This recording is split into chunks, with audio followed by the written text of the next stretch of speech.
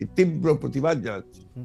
বিএনপির সঙ্গে ফ্যাসিস্ট আওয়ামী লীগের তুলনা করার কোনো কারণই থাকতে পারে না। কারণ বিএনপি ইজ এ পার্টি, যে দলটা বহুদলীয় গণতন্ত্র নিয়ে এসেছে।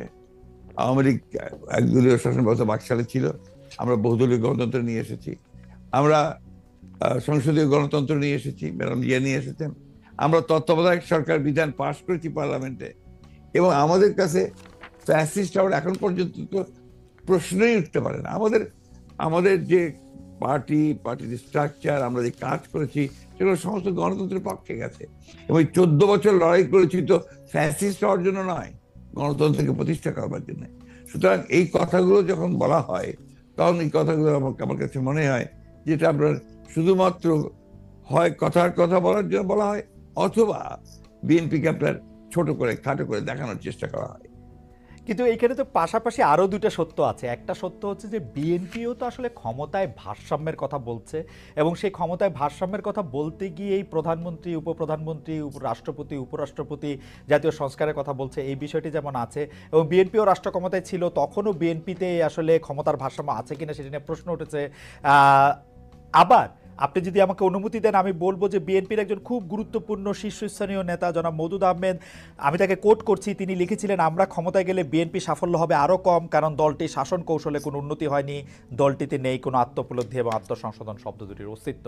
অর্থাৎ এরকম কথা কিন্তু আছে। মওদুদ আহমেদের কথাই যে আপনার চূড়ান্ত কথা তা তো নয়। জি, মওদুদ আহমেদ তার দৃষ্টিকোণ থেকে তিনি ওই কথাগুলো বলেছেন। আমি তো মনে করি যে কথাগুলো সঠিক নয়।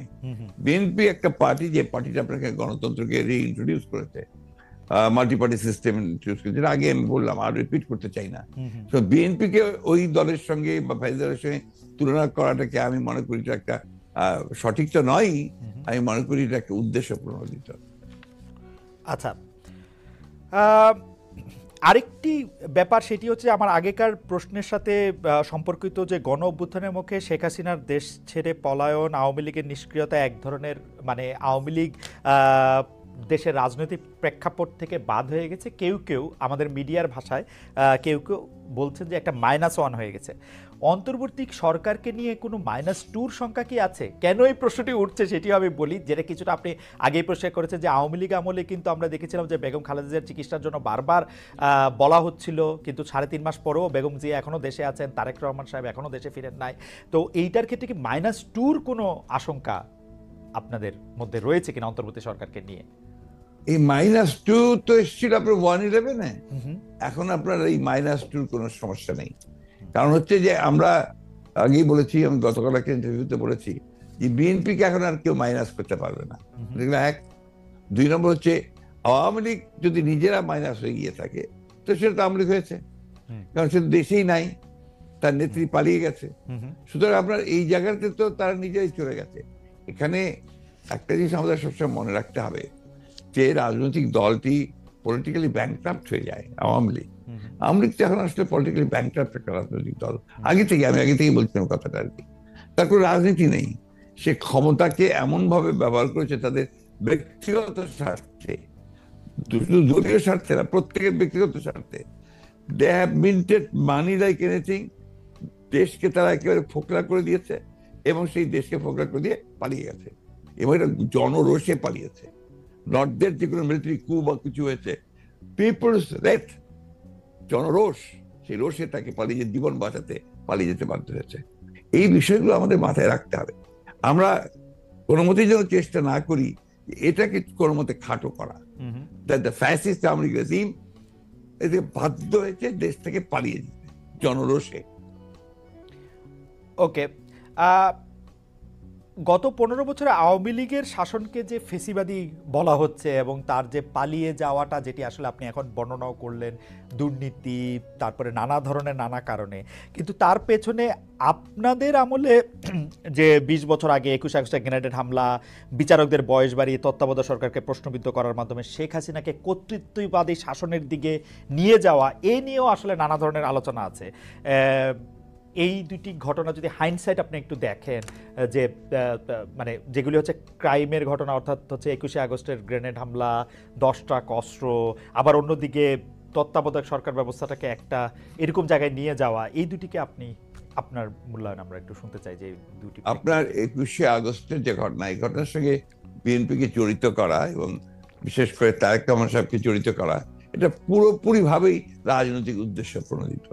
এটা কোনো মতেই বিএনপি এর সঙ্গে জড়িত তো নয়ই, বরঞ্চ আমি মনে করি যারা বিএনপিকে শত্রু হিসেবে চেনে তারা জড়িত, এবং এখানে বেনিফিশিয়ারি কারা হয়েছে সেই বিষয়টা আমাদেরকে অবশ্যই লক্ষ্য রাখতে হবে। 21শে আগস্টের একটা মামলায় who was the beneficiary? Beneficiary was Awami League. কারণ বিএনপি ক্ষমতায় থেকে সে এমন কোনো ঘটনা ঘটাবে কেন যে ঘটনাটা তার বিপক্ষে যাবে? এটা গেল 1 নম্বর। আর আপনি যে প্রসিডিংস গুলো দেখেন সমস্ত, আপনি তো একসময় বিচার বিভাগের মানুষ ছিলেন, দেখবেন যে তারেক সাহেবকে এখানে জড়িত করা হয়েছে 4টা আপনার আইও চেঞ্জ করার পরে। সর্বশেষ যে আইও নিয়ে আসা হয়েছে সে হচ্ছে আওয়ামী লীগ দলীয়ভুক্ত কাহার এখন যে আপনার নিজে থেকেই তাদের নির্দেশে সে এই চার্জশিটটা করেছে, যেটা কোনো সম্পর্ক নেই।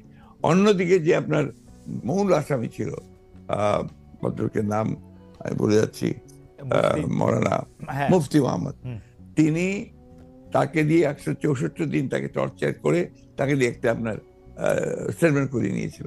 পরে দেখা গেছে যে উনি নিজেই সেটাকে আবার ভোগ করেছেন, বলেছেন যে এটা আমার কাছে আমাকে টর্চার করে নেওয়া হয়েছে। এবং দেখেন কিভাবে কি মারাত্মক ঘটনা, কোথায় চলে গিয়েছিল সবকিছু। এবং he was hang before the trial was complete. তো যে প্রধান আসামি তাকে আপনি আগেই অন্য একটা মামলাতে ঝুলিয়ে দিলেন যাতে আসল সত্যটা বেরিয়ে নিয়ে আসে। তো এই কথাগুলো কিন্তু কেউ আপনার ইনভেস্টিগেটিভ জার্নালিজম করে না, যার ফলে এই বিষয়গুলো আসে। আপনারা পলিটিক্যাল জিনিসটাকে নিয়ে চেষ্টা করেন, but at the same time why do you try to go deep into it? আমি বলি, শেষ করি প্লিজ। জি জি জি প্লিজ। ইনভেস্টিগেটিভ জার্নালিজমটা সিরিয়াসলি করেন এবং এটাকে ফাইন্ড আউট করেন যেটা আসলে ব্যাপারটা কি ছিল। সেটা করছেন না, করছেন যে বিএনপি কিন্তু সব করার জন্য করছেন। এটাকে আমি মনে করি এটা এক ধরনের রাজনৈতিক উদ্দেশ্য প্রণোদিত।